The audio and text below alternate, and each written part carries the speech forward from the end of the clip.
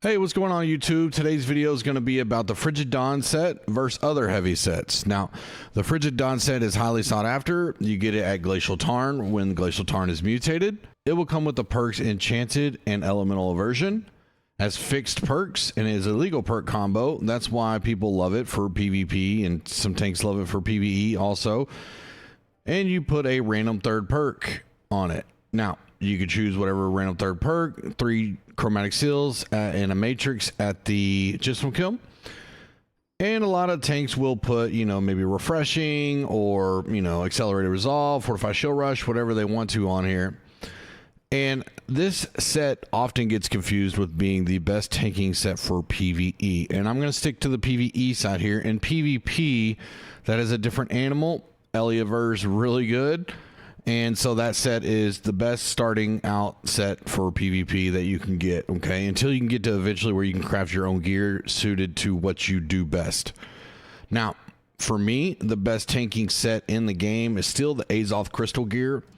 Now, it comes with Enchanted Ward and Refreshing with a random third perk, okay? So, when you run the AOTH crystal gear, a lot of tanks will have Void Dark Plate, so you can cancel this chest out. And if we do that, then we will see that at least with these 4 pieces, this one is actually Chartis. I'll go over that here in a second. You will have 4 out of 4 refreshing easily, okay?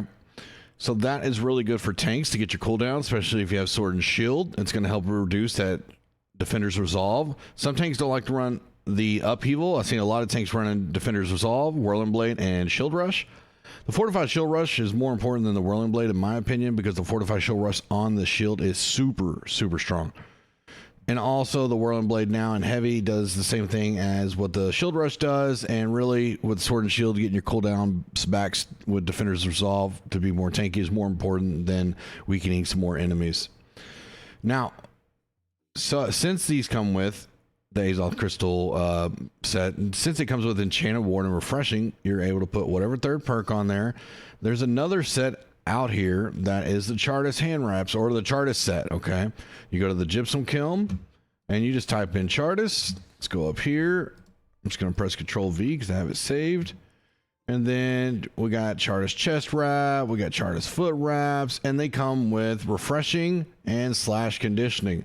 So if you want a slash conditioning set, you can craft these, and then if you want to put elemental aversion or enchanted ward on there, feel free to do so. That way you can have your refreshings, your slash conditioning set, and your Ellie aversion or enchanted ward. 3 chromatic seals and all that jazz to be able to rank that up. All right, let me put these Chartis hand wraps in here. Let's unlock. And if you go to the Gypsum Kiln, you will look here. Chartis hand wraps comes with slash conditioning refreshing. This is what it's going to cost to change it. So it is expensive. I'm hoping in season 8 that they go down to 1 chromatic seal instead of 3. I think it's ridiculous that 700 gear store still is 3 chromatic seals. That's so expensive. That's 15 grand. And, plus the armor matrix, you're already over 20 grand for this piece. It's pretty expensive, okay? But in my opinion, what makes the AOTH crystal set better is just that you're going to get the refreshing enchanted ward and then the random third perk. And you want to put weapon perks a lot of times. Let's say I always like to have a tank set with contagious upheaval on it now, accelerated resolve, because that's going to give you more incoming healing and movement speed, but the incoming healing is what you want. Fortified shield rush on the shield only. I mean, you can put it on the clothes if you want to, depending on what shield you want to go with. That's fine, because it is very hard to find a fortified shield rush strike, shield ward or a slash shield ward or a thrust shield ward along with that. But it's all up to you, but you have a lot more options in here. Now, what you're probably thinking is, well, yeah, but you don't have elemental protection. And I use this in the hive and it's great. Elemental aversion is only going to come to about 3% of the hive. Let me show you why. If you go to this website, if you play New World a lot, New World Buddy should be saved in your web browser and you should learn how to use this. Let's go to game modes. Let's go to raids. Let's go to Hive of Gorgons. Well, it'll show you all the rewards that you can get here. It'll show you the pathing. And we come down here where it shows you available drops, creatures, names, bosses. We're going to go to bosses. That's what we're primarily concerned with, because who cares about all the mobs? Let's start off with Enchilada, the first boss. All right. Let's click right here under attacks. Now it pulls up all the attacks and what they're coded. Okay, so Enchilada, it shows his health and it shows his attacks here.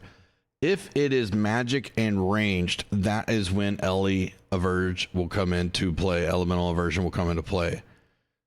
As you notice, there is no elemental aversion needed for the first boss. If we go to Typhon, the second boss, you don't have any other magic and range combos, so Ellie aversion is useless in this second boss also. Let's go to the last boss. Here we have ranged and magic. That will be Ellie averge will kick in there for the vine pool. Ranged and magic. Barb's projectile that shoot out of the flowers and at the back of the boss. Those are, you know, your Ellie aversion will help you with that. Barb's AOE. So the last boss, you will have some projectiles that come out of the boss or the flowers, so Ellie averge can help you there. Is it needed in that fight? No. I run it all the time without it. But if the spikes are landing on you as a tank and that's what's killing you, and not the invisible fog that they said they fixed and did not fix, but I mean, they'll get to it eventually, right? You know, then feel free to rock your Frigid Dawn set in the last boss to get that extra bit of protection. There's nothing wrong with that. Now, also, if you want to look through the rest of the dungeons, or let's say I want to look at Trial of Devourer, we'll go to bosses here. Let's go to attacks. This is the main worm here. Magic and range, Sandworm Acid Spew Direct, Sandworm Acid Ball Direct, Sandworm Acid Spit and Explosion. That's why the lights a lot of times will have Ellie averge. Maybe some opals in their gear to help protect from the, you know, ranged attacks that are magic. And all the melee will basically just have probably, you know, strike gems, or, you know, when you get used to it, you just go cut pristine or the punishing carnelian, so you get the extra damage. Now, if we look through the expeditions here, you will see that Ellie averge will come up in some of the boss fights, but mostly it will not be a factor. Let's go to bosses here in Starstone. Sorry if you hear a mower outside. The mowers are here right when I'm recording. I don't have any other time for the rest of the day to record. Hurry up, babe. All right. If you look through here, you see a few magic and range, but mostly it's light and heavy attacks, and that's what you're going to be protected with from the Enchanted Ward. Now, I'm not going to go through each dungeon. You can do that on your own. Keep this website. I'll link it in the description, and go through and see which dungeons you may want to have your Frigid Dawn set for. The AOTH Crystal set, and then the other set, the one I was trying to show you, is just better in my opinion. The Chartis set, if you want a whole slash conditioning. Most mobs in this game in PvE do slash damage more than any other type of damage, so having a full slash conditioning set is really good. And you're going to be maxed out on refreshing and all the stuff I said previously beforehand. So I wanted to get that clear, because a lot of people that are wanting to get into tanking, they'll come to my channel and, hey, what do you think the best tank gear is, blah blah blah. Well, it depends on what you're doing. If you're PvE, obviously Frigid Dawn's better. If you're, you know, PvE, it's going to be the AOTH Crystal gear or the Chartis, depending on how you set it.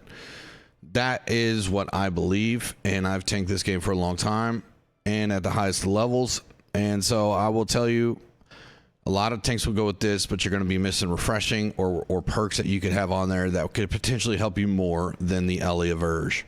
Take that into consideration. If you have any questions, comments, or any ideas for other videos, feel free to leave them in the comments. I will be live today. I stream on Tuesdays, Fridays, and Saturdays for the foreseeable future. If that changes, I'll let y'all know. I multi-stream on Twitch and YouTube, so feel free to check it out. And when I stream other games that are not New World, I will be streaming them directly to YouTube. All right, well, feel free to stop by and say hi. I hope y'all have a good weekend. Be safe. Have a good day.